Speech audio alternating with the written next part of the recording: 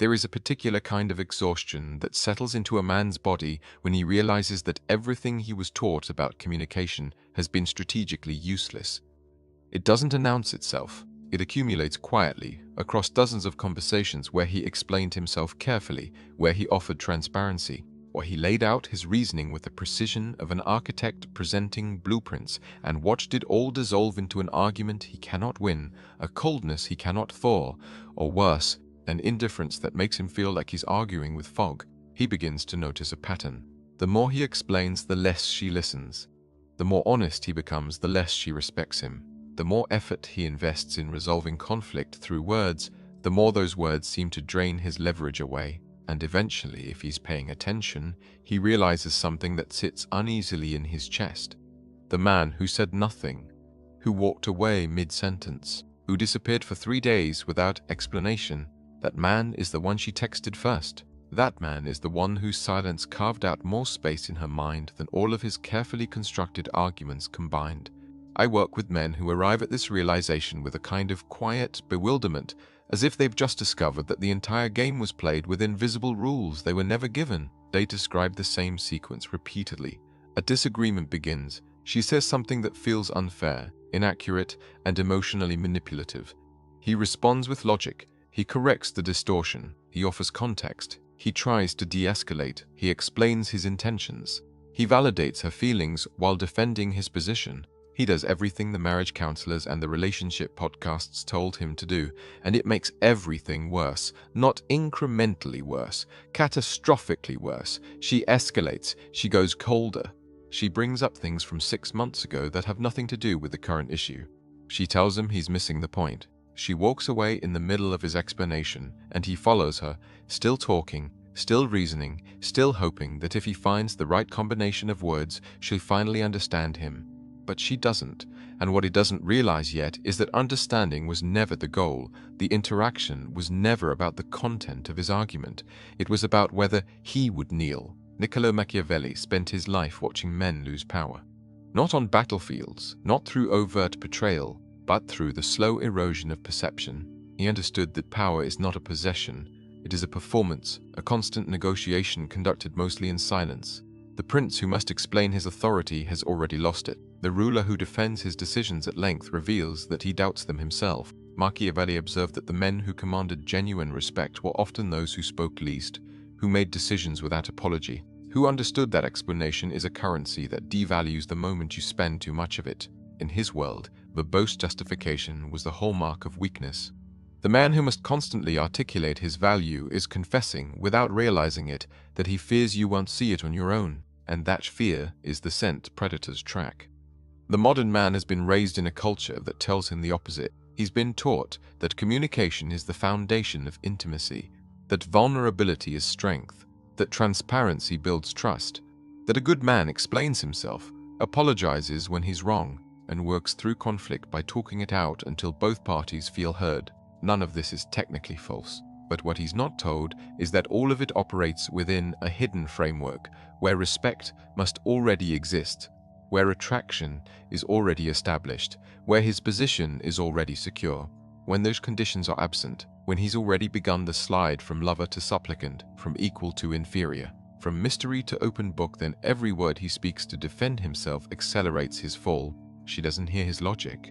She hears his desperation. She doesn't process his honesty. She registers his need for her approval. And that need, that invisible frequency of emotional kneeling, is what kills her desire faster than betrayal, faster than cruelty, faster than almost anything except persistent, suffocating weakness. Here is the thesis. Simple and surgical, a man who believes that logic, effort, and honesty will resolve relational conflict is operating under an illusion that prevents him from recognizing the real language being spoken. And in that blindness, he surrenders the only tool that actually changes the dynamic: silence. Not passive-aggressive withdrawal, not punishment, not sulking, but the kind of silence that comes from a man who has realized that certain conversations are not worth having, that certain arguments cannot be won because they were never about truth in the first place, and that his attention, his presence, his willingness to engage these are not obligations, they are gifts. And the moment he starts treating them as obligations, as things he must offer to earn peace or affection or approval, He has already lost the only gain that matters. Machiavelli would recognize this immediately. He understood that the fundamental error most men make is assuming that other people experience reality the way they do. The prince who governs based on how he wishes people would behave rather than how they actually behave loses his territory. The man who communicates based on how he thinks conflict should be resolved rather than how conflict actually functions in the realm of attraction and power loses his relationship, or worse, keeps it but becomes a ghost inside it, tolerated, managed, subtly despised. Machiavelli observed that people respond not to your intentions but to your actions, and not even to your actions directly, but to the perception of strength or weakness those actions create. You can be the most honest man alive. If your honesty reads as weakness, as need, as fear of her withdrawal, it will destroy you. You can be the most logical man in the room. If your logic is delivered while you're chasing her validation, it becomes noise. She doesn't hear premises and conclusions. She hears the emotional subtext. I was hoping you could agree with me so I can feel okay. And that need, that subtle grasping, is repulsive at the level where attraction lives. Let me show you how this plays out in granular detail. Because this is where men lose themselves without realizing it. A woman becomes distant. She's shorter in her texts, less available, vaguely irritable. He notices. He asks what's wrong. She says nothing. He doesn't believe her. He asks again, more carefully this time, trying to create a safe space for her to open up. She says she's fine. He feels the dissonance. Her words say fine. Her energy says otherwise. And because he's been taught that good men don't ignore emotional disconnection, he presses. He offers reassurance. He asks if he did something wrong. He reminds her that they can talk about anything. He validates her feelings preemptively before she's even named them. And in doing all of this, he makes a catastrophic error that he cannot see in real time. He has positioned himself as the defendant in a trial where no charges have been filed. He has granted her the role of judge and himself the role of accused, and now everything he says will be processed through that frame. She didn't ask for an explanation. She didn't request reassurance. She was simply distant, testing unconsciously or consciously whether he would hold his center or collapse into her mood. And he collapsed.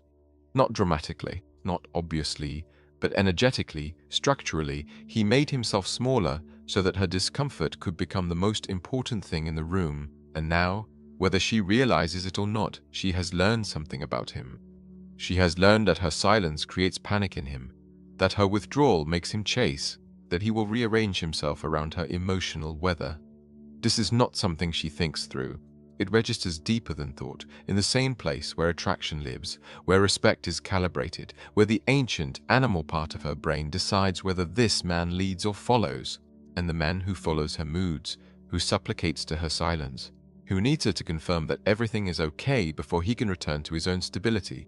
That man loses her respect in a way that no amount of later conversation can recover. The conversation continues. She finally tells him what's wrong, except that what she says doesn't match the intensity of her mood. She's upset that he didn't text her back quickly enough yesterday, or that he made plans without checking with her first, or that he said something in front of his friends that embarrassed her. He knows, somewhere in his body, that this isn't really what's happening. The complaint is too small for the coldness it generated, but he's been trained to take her words at face value, to treat her stated grievance as the real issue. So he responds directly to it. He explains why he didn't text back. He was in a meeting. His phone was on silent, and he didn't see it until later. He explains the plans they were made weeks ago. He didn't think he needed permission. He thought she'd be fine with it. He explains the comment. It was a joke. He didn't mean it the way she took it. He's sorry if it came across the wrong way. And with every explanation, he digs himself deeper, because the real issue was never the text, the plans, or the comment. The real issue is that she was testing whether he would hold his ground, and he didn't. She was testing whether he would let her mood dictate his reality, and he did. She was testing whether he could be manipulated through emotional withdrawal, and he can. Machiavelli would tell you that this is the moment where power shifts permanently, unless the man recognizes what's happening and stops. The prince who defends every decision, who explains every action, who seeks approval from his subjects, is a prince who will be overthrown not through conspiracy, but through the quiet accumulation of disrespect. The woman who watches her man anxiously justify himself, who sees him reshape his behavior to avoid her displeasure, who realizes that her coldness is a lever she can pull to make him comply. She doesn't consciously decide to lose attraction. It happens automatically beneath the surface of her awareness, in the same way your body recoils from spoiled food before your mind has time to analyze why. She begins to find him irritating. His touch feels slightly wrong. His neediness, which she might have once found endearing, now feels suffocating. She starts spending more time on her phone. She becomes less interested in sex, and when they do have it, something is missing. She doesn't know why. He definitely doesn't know why. But if you zoom out and watch the pattern, it's obvious. She's withdrawing from a man who has made himself too available, too explainable, too managed by her moods. She's losing attraction to a man who treats her emotions as commands he must obey. Now watch what the man does next, because this is where the spiral accelerates. He senses her pulling away. It terrifies him. So he increases his effort. He starts doing more compliments, more gifts, more date nights, more questions about her day, more emotional labor, more attempts to fix whatever is broken. He reads articles about love languages. He asks her what she needs. He tries to become the man he thinks she wants. And every single one of these actions, while seemingly positive, while coming from a place of genuine care, has the exact opposite effect of what he intends. Because she doesn't experience his increased effort as love, she experiences it as pressure. She doesn't feel cherished, she feels suffocated. And more importantly, she feels a deep instinctive revulsion toward a man who is so clearly afraid of losing her that he'll compromise himself to keep her. This is the cruel paradox that destroys most relationships. The more desperately he tries to save it, the more certainly he destroys it. I once spoke to a man who described this with painful clarity. He said it felt like he was pouring water into a bucket with no bottom. Everything he gave disappeared. Every conversation where he tried to reconnect just created more distance. Every attempt to understand her just made her more impatient with him. He started walking on eggshells, monitoring his words, avoiding topics that might upset her, censoring his opinions, and, slowly, without noticing it, he became a stranger in his own relationship. He moved through his life performing the role of boyfriend, saying the things he was supposed to say, doing the things he was supposed to do, but somewhere deep inside, he knew he'd lost something essential. He'd lost his center. He'd lost the part of him that existed independently of her approval. And once that was gone, once he'd fully committed to the project of managing her emotions and avoiding her displeasure, the relationship was already over. It just took another year of slow death before they finally made it official. The man she left him for was not kinder, not more successful, not more attractive in any conventional sense. But when this man spoke, he didn't over-explain. When she became distant, he didn't chase. When she tested him with silence, he met it with silence. When she created drama, he walked away mid-conversation and went to the gym. He didn't ignore her because he didn't care. He ignored her because he understood, consciously or unconsciously, that her moods were not his problem to solve. That was his mission, his time, his energy, his attention. These were not infinite resources to be deployed whenever she felt insecure or bored or needed validation. And that boundary, that refusal to collapse into her emotional weather, created something her previous relationship had completely lacked: tension. Mystery. The sense that he was a man with his own trajectory and she could either align with it or not, but he wasn't rearranging his life to accommodate her feelings. This is what Machiavelli meant when he wrote that it is better to be feared than loved if you cannot be both. He wasn't advocating cruelty. He was observing a truth about human nature that makes people uncomfortable. Respect requires boundaries, and boundaries require the willingness to lose. The man who cannot afford to lose, who needs the relationship so badly that he'll sacrifice his dignity to keep it, cannot be respected. The prince who rules from a place of need, who must constantly reassure his people that he's good and fair and kind, will be overthrown by the prince who acts and lets others interpret his actions as they will. In relationships, the man who must constantly explain himself, defend himself, prove himself, is operating from the frame of someone who fears judgment. And that fear is transparent.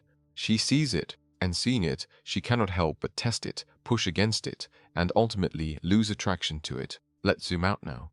Because this individual collapse is happening inside a larger system that makes it nearly inevitable. Modern men exist in a cultural environment that has pathologized almost every natural masculine instinct, while simultaneously demanding that they perform those instincts covertly. They're told that dominance is toxic, but she loses attraction if they're too passive.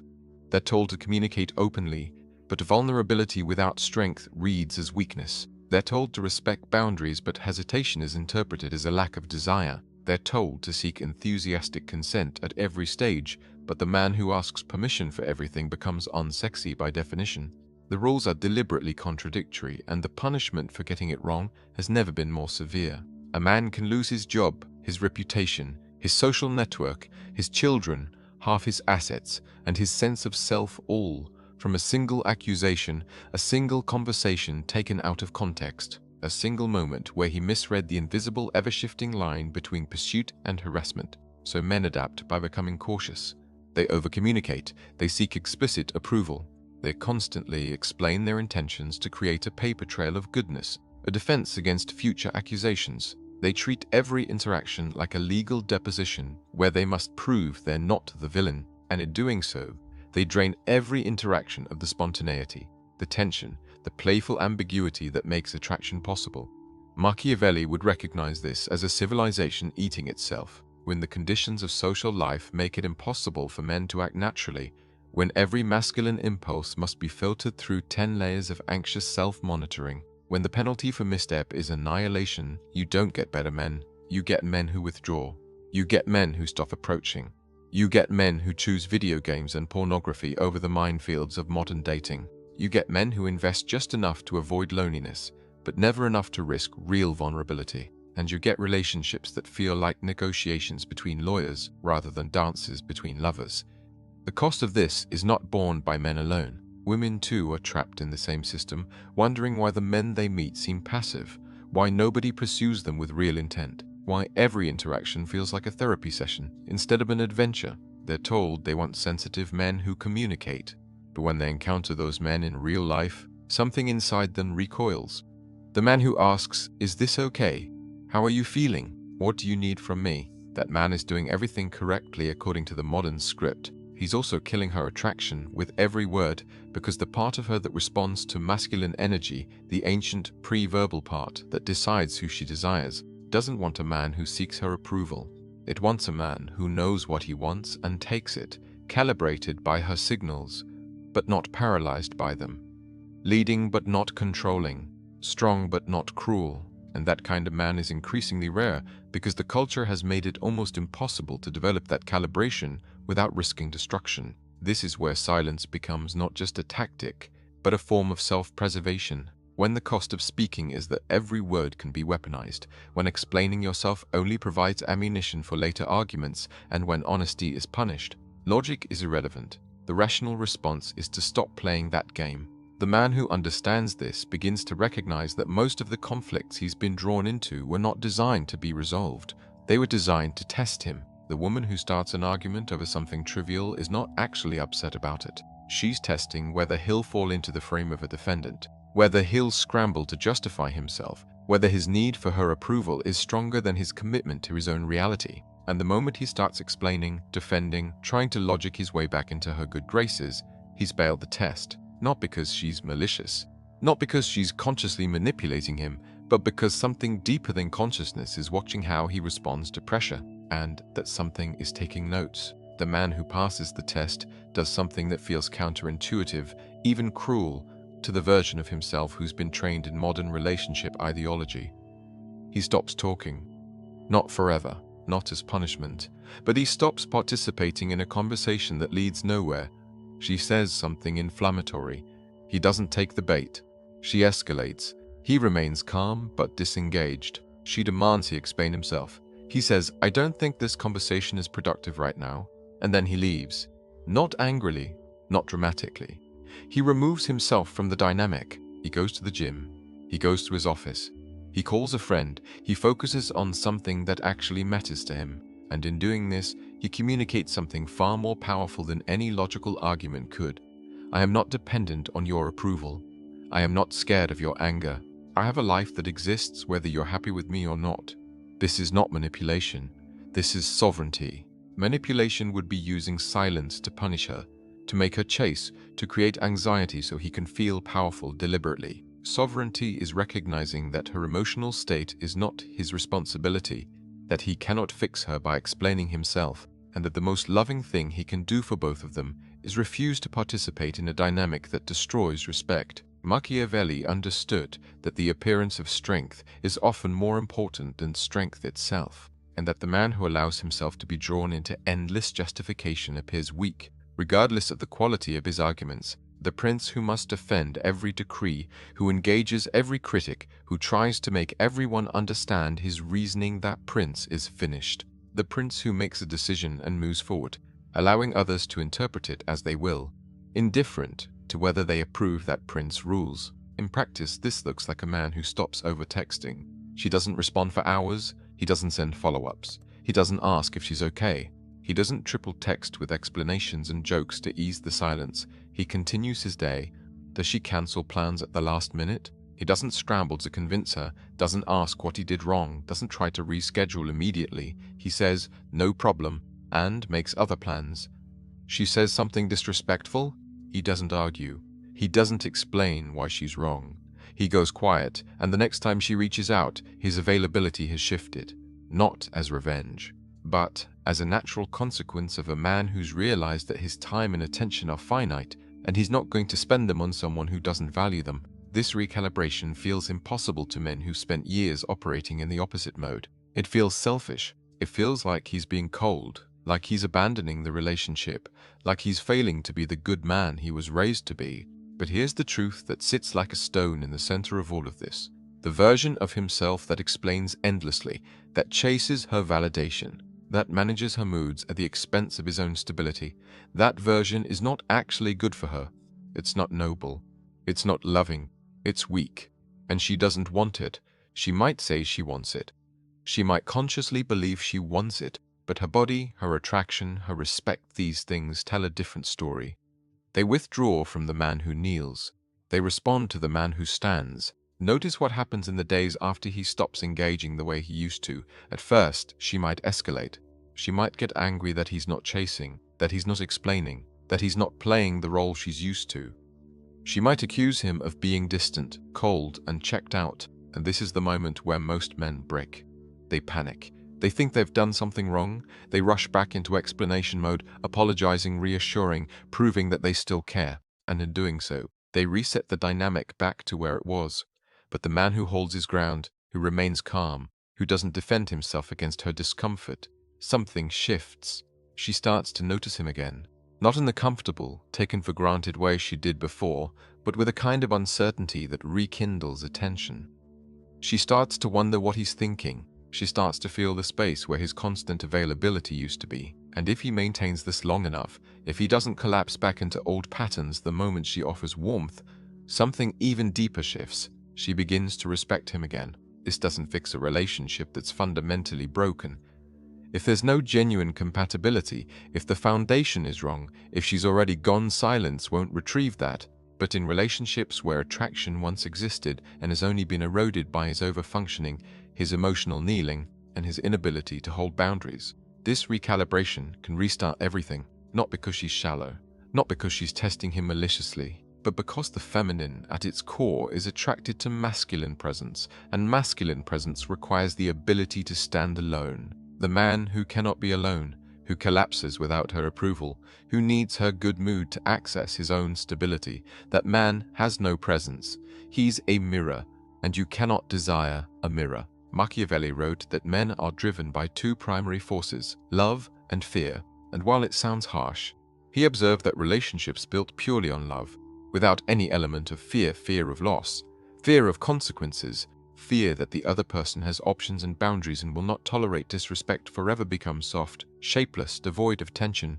The person who knows you'll never leave, who knows you'll tolerate anything, who knows you'll always forgive, and always explain and always come back, no matter what. That person loses respect for you, not because they're evil, but because respect requires the possibility of loss. If you cannot lose her, if your identity is too wrapped up in keeping her, if you've made her approval the center of your world, she cannot respect you. And without respect, attraction dies, slowly, quietly, and then all at once. So here are the futures. If you continue operating under the illusion that logic, effort, and honesty will resolve relational conflict with a woman who's already losing respect for you, here is what the next 5 years look like. You will explain yourself more and more. You will feel increasingly misunderstood. You will work harder to make her happy, and her happiness will become more elusive, more conditional, more expensive. You will watch her attraction fade behind her eyes while she tells you everything is fine. You will initiate sex and be rejected more often than not. You will wonder what you're doing wrong, and the more you ask that question, the more wrong you'll become. You will start to feel like a stranger in your own life, performing the role of partner but not inhabiting it. And eventually one of two things happens. She leaves, or you stay together, and both slowly die inside the shell of what you used to be. You will become the man who is tolerated, managed, vaguely resented, and you won't even know exactly when it happened because the decay was so gradual, so imperceptible, like a coastline eroding grain by grain. Or you take this as an initiation. You recognize that everything you were taught about communication and vulnerability was context-dependent, that it only works when you're operating from a foundation of self-respect and outcome independence. You stop explaining yourself to people who've already decided not to understand. You stop chasing validation from people who are withdrawing. You stop treating her moods as emergencies you must fix. You reclaim your attention, your time, your energy, your mission. You build a life that's worth living whether she's in it or not. You become the kind of man who can walk away from disrespect without anger, without drama, without needing her to understand why. And in becoming that man, you create the only conditions under which real attraction can exist. You will lose some relationships in this process. Women who were with you because you were manageable, because you were safe, because you were convenient. They will leave when you stop being those things, and you will let them. Not bitterly, not resentfully, but with the clear understanding that a relationship where you must diminish yourself to be loved is not a relationship worth having. The men who make this shift describe it as waking up. They talk about how much energy they were spending monitoring someone else's emotional weather, how much of their lives had been reorganized around avoiding conflict, how small they've become without realizing it. And when they stop, when they reclaim their attention and redirect it toward things that actually matter, their work, their health, their purpose, their friendships, their solitude, they describe a strange lightness. Not because they stop caring about relationships, but because they stop making relationships the center of their identity. And from that centered place, they become more attractive, more respected, more genuinely loved than they ever were when they were trying so hard to earn it. Here is the final truth, the one that everything else has been circling. Logic, effort, and honesty fail in relational conflict, not because they're wrong, but because the conflict was never about logic, effort, or honesty. It was about power. It was about whether you would hold your center or collapse into hers. It was about whether your need for her approval could lead you, or whether you had a life, a mission, a sense of self that existed independently of her. And the moment you started explaining, defending, trying to logic your way back into her good graces, you answered that question. You revealed that you needed her validation more than you needed your own integrity. And that revelation, that energetic confession of neediness, is what killed her attraction far more than whatever you were actually arguing about. Silence works when logic, effort, and honesty fail because silence is the only response that doesn't grant her the frame. It doesn't position you as a defendant. It doesn't treat her displeasure as a problem you must solve. It communicates without words that you are a man with boundaries, with options, with a life that continues whether she's happy with you or not. And that communication, that energetic refusal to kneel, is what resets the dynamic. Not always, not with every woman, but with the women worth keeping, the ones capable of respecting a man who respects himself.